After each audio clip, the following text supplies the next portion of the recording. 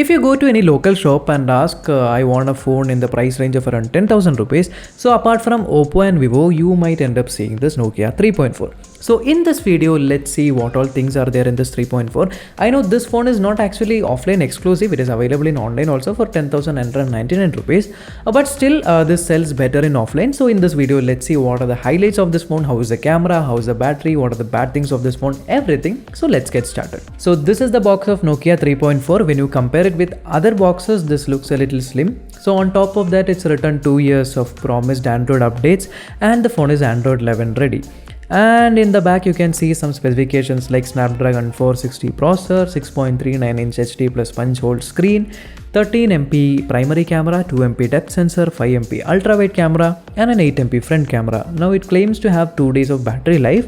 I mean, it has 4000 mAh battery with USB Type-C. Its MRP comes around 13,999, but you will be getting it around 10,999, and the phone has the stock Android one. So now let's quickly unbox the phone. So in the box we have the phone. Behind the phone we can see a SIM ejector tool, and beneath that you can see the user manual, some paperwork, and we get a TPU case. So this is jelly case, and the quality, it's not that much hard and it's not that much soft, it's an average quality. And then in the side compartment we have the charger. The charger is 5 volt 1 ampere charger. I don't know why, but mostly these days we get a 5 volt 2 ampere charger, but this is not actually sufficient. And we get a USB Type-C cable, and we get the good old earphones. So this earphones, actually it came with the Nokia feature phones, the same earphones they are giving it with the touch phone. Anyway, nowadays people are omitting the charger itself, so this earphones is a good thing that we have. Now let's look at the physical overview of the phone. So on top of the phone you can see the noise cancellation microphone and also the headphone jack.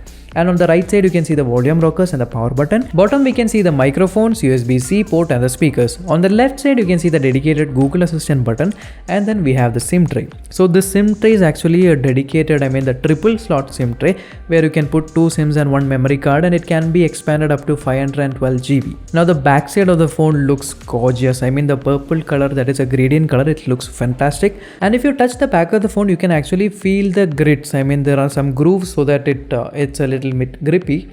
And then we can see in the ring we have the 3 cameras and the flash. Below that you can see a fingerprint sensor, and also you can see the Nokia branding, and that's it in the back of the phone. The phone weighs around 180 grams, and with the case also it doesn't feel that much bulky. So now let's boot up the phone. So initial boot takes around 25 seconds, and here you can see that 6.39-inch display. So it's a HD plus LCD display, and the bezels are on the top of the phone, the side left and right, the bezels are equal, and on the bottom you can see a small chin where the Nokia branding has been written. So on the initial use itself, one thing that you will feel good about this phone is the stock Android. There is absolutely no bloatware. There are some extra applications which are done by Google which actually you can uninstall. Apart from that, there is no annoying advertisements, push notifications or some bloatware, nothing is there. And you know what, actually the 460 processor which this has, when compared to other Chinese phones which are having the same processor, this phone feels a little bit better. It feels a little smoother and snappier and better performance. So mainly it will be because of this optimized Android, the stock Android one. The phone has 4 GB of RAM and 64 GB of internal memory, and the phone by default comes in Android 10, which actually can be upgraded to Android 11, which came when I actually connected the phone to internet. And also this promises 2 years update, so you'll definitely get the Android 12 update. Now the time is 1 PM and I have around 79% of charge left. So I had used it for around 2.5 hours. So the internet was on for the full time. And so let's see till how much time this battery would actually last. So now it's time to test the camera. So the 13MP primary camera, if you take a look at the shots, the outdoor shots are pretty good. There is nothing that much to complain. The sharpness is fine. Only thing that bothered me is the color reproduction. So every time I take a photo, there is a slight difference in color. Not that much drastic, but a little difference. Mainly when I turn on auto HDR, which actually increases the saturation of the photo. Apart from that, close-up photos are very good. The bokeh, also the natural bokeh which the phone gives, is also pretty decent. And the phone has night mode which looks absolutely rubbish. And the secondary camera is a 5 megapixel ultra wide camera. Usually in this price point they'll give a 2 megapixel macro camera, which is not at all good. So let's see, the quality of the ultra wide camera is also good. In the outdoor conditions is very good. Only thing is at times the highlights get blown out. Apart from that, there is nothing bad to complain about the ultra wide camera. And then the third camera is the depth sensor, 2 megapixel one. If you see the portrait photos, it's actually good. I mean, the portrait photos you can take for humans as well as subjects. So it's good. I mean, the edge detection is far better than other phones in this price point. Now when it comes to video, we can take 1080p 30 fps videos. It does not have any stabilization, but the videos look decent. Now let's see a sample of the video.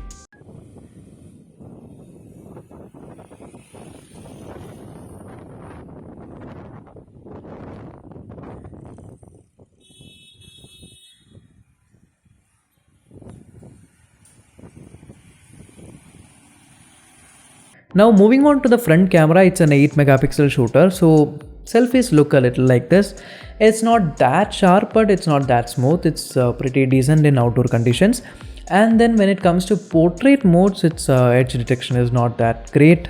Mainly if there is some background which is having so much disturbances, then the edge detection is not at all good.